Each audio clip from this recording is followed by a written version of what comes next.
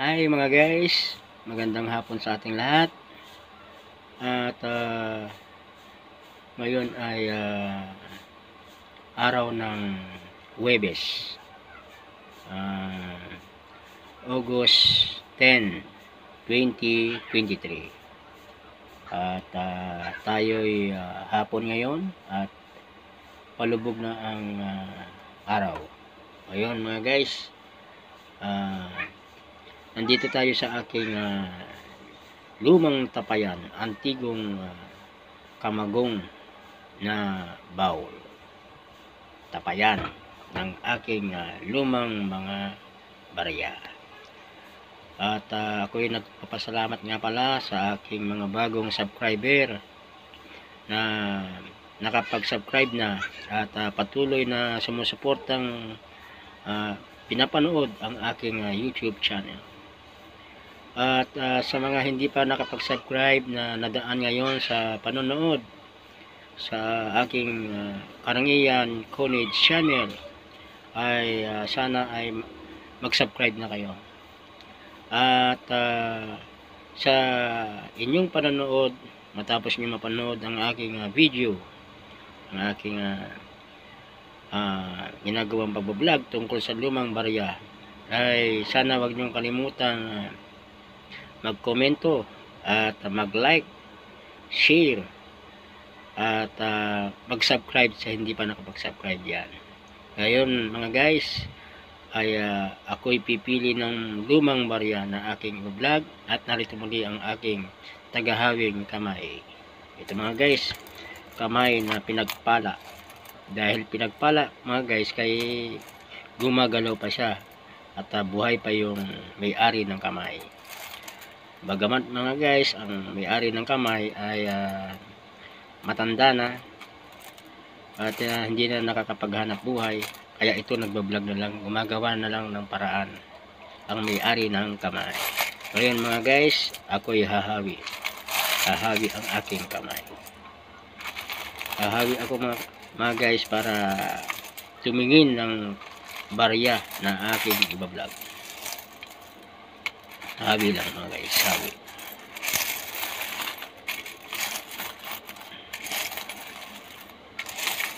At ang tatalakayin natin ngayon guys ay may kinalaman siguro sa hanap ko na ako mga guys wala pa ako naisip mga guys basta kay hahawi ako at i-ispat muna ako guys ng aking ibablog.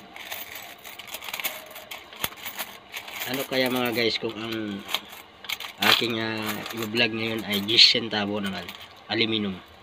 Ito mga guys, ito naman ang ating pag-uusapan, ang aking i-vlog. Ito, isa siyang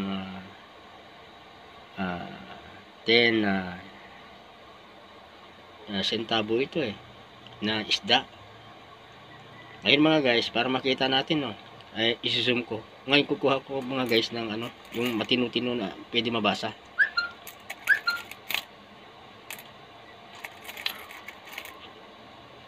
Ito na lang siguro mga guys. Ito. Ngayon isi-zoom ko ng times 4 mga guys para mabasa natin Ilalapag ko muna dito at isi-zoom ko muna ng times 4. Hanggang times 4 lang to mga guys, itong pag-zoom ng aking gadget na pinangbablog. Mahinang klaseng gadget to mga guys, kaya pagpasensyahan niyo na po na malabo ang inyong nakikita sa aking pag-vlog. Ngayon mga guys, kahit papaano ay ito na nakikita ko na at nababasa ko na ang aking vlog. 10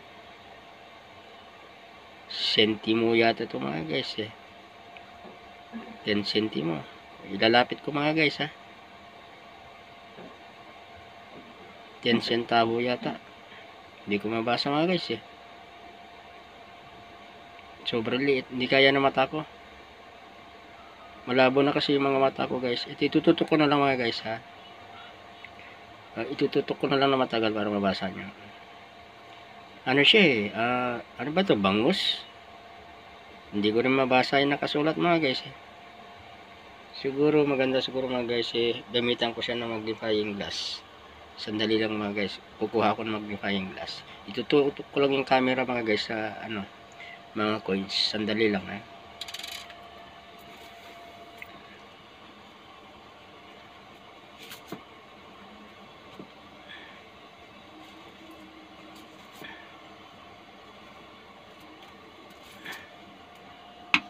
So ito magnifying glass mga guys. At nilapag ko yung coins dito sa aking munting small table. Ito mga guys. Ay hindi makita. Teka. Napapalaban ako sa basahan nito mga guys. Ngayon mga guys, kaya hindi ko makita ngayon gagamitan ko ng magnifying glass ito. Tapos ilalagay ko sa description. Ngayon mga guys, ito ang masasabi ko sa barya na ito. Isa siyang aluminum at 10 centavo to siya. At sa pagka ko, ito ay isda. Hindi ko malaman kung anong klaseng isda. Kung ito ba bangus o dilis o aywan kung anong klase. At hindi ko rin mabasa mga guys kung ano nakasulat. Sobrang liit. Aluminum siya mga guys. Wala siyang damage, wala siyang tupi, wala siyang gasgas. Basta lang siya, pinapitan lang siya ng dumi. Gawa sa matagal na siya mga guys, di ba? Ang year niya mga guys ay 1988 series. Republika ng Pilipinas. Tama ba? Itututok ko mga guys ang ito. Ang nasa larawan mga guys ay parang si Francisco Baltasar siguro to. Ito So, ilalagay ko na lang sa description mga guys kung sino siya. Kay gagamitan ko muna siya ng microscopic. Hindi ko mabasa. Akin na lamang ipopokus ang camera sa naturang harap ng barya, yung obverse niya. Ito yung obverse niya, yung pinakakara niya mga guys. Ito siya. Wala siyang sira, nasa magandang pagka-preserve. Wala siyang tupi, wala siyang gasgas. Kuwan lang siya. Napatungan lang mga patina na yan mga guys, kaya yung pinaka-kuwan niya. Pero wala naman talagang kintab ang ang aluminum, di ba? May kintab ba? Wala wala. Ganyan lang talagang aluminum mga guys. Ngayon, itututok ko rin sa gawing likuran niya, pinaka-cross niya. Ito yung mga pinaka-cross niya mga guys. Itututok ko itong aking pang-vlog na camera sa pinaka-likurang reverse niya, reverse side. Cross niya. Ayan, yung pinaka-reverse, pinaka-likuran, bahagi. May mga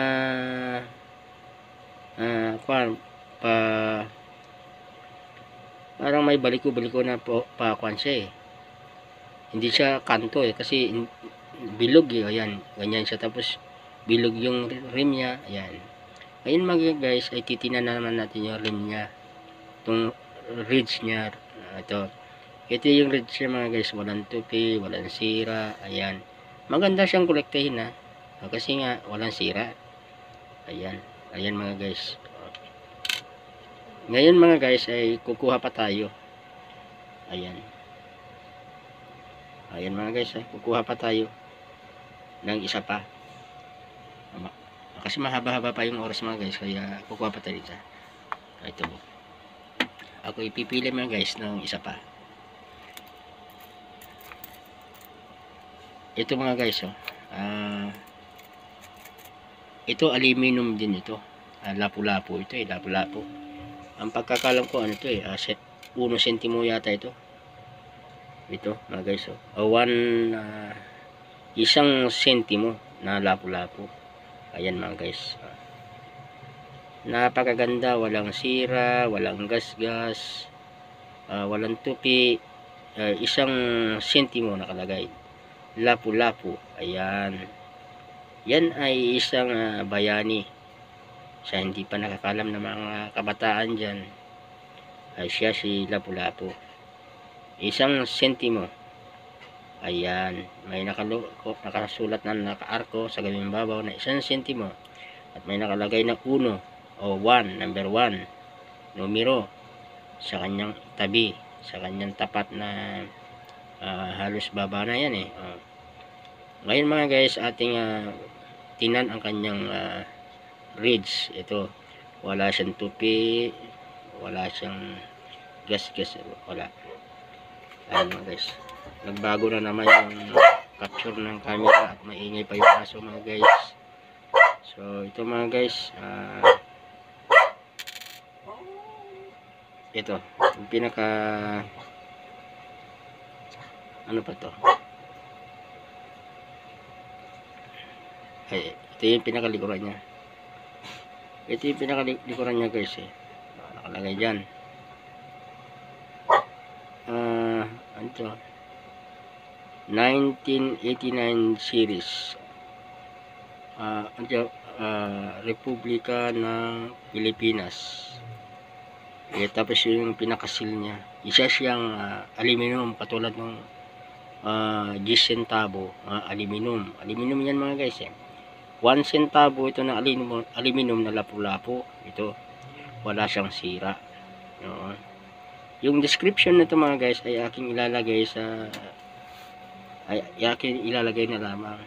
Ang series niya mga guys ay 19 ano ba ito mga guys,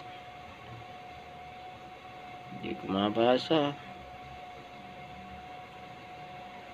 pasmado pa yung mga kamay ko mga 1969 ba ito. Basta mga guys, sa description ko ilalagay ko ano yung series niya. Hindi ko siya mabasa ng husay, sakit sa mata, kaya magalaw din yung kamay ko, kaya may pasmado na mga guys. Yan, lagay ko sa mesa, tabi ko sa kanya, sa 10 centavo. Yan, i-steady ko, malikot yung kamay ko mga guys 1969 series. Ayun mga guys, nabasa ko na, Republika ng Pilipinas. Itong isa ay baliktarin natin guys basta ilalagay ko sa description ko ano yung nakikita ka dito guys. Sa siyang 1988 series, 10 centavos naman to. Ito, pareho silang aluminum, maganda ang kanyang mga design niya. Ayan mga guys, akin tatagalan mga guys para makita nyo. Ayan siya. Ngayon naman mga guys, baliktarin natin.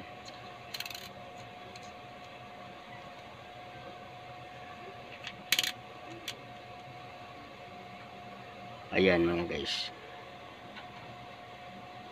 ayan siya.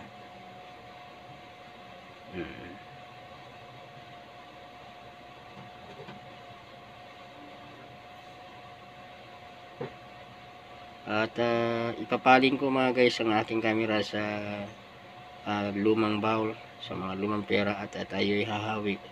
Pero hindi na ako kukuha ng ibang barya mga guys, kasi ito na yung ilalagay ko sa description sa aking ano na ito, pagbo-vlog.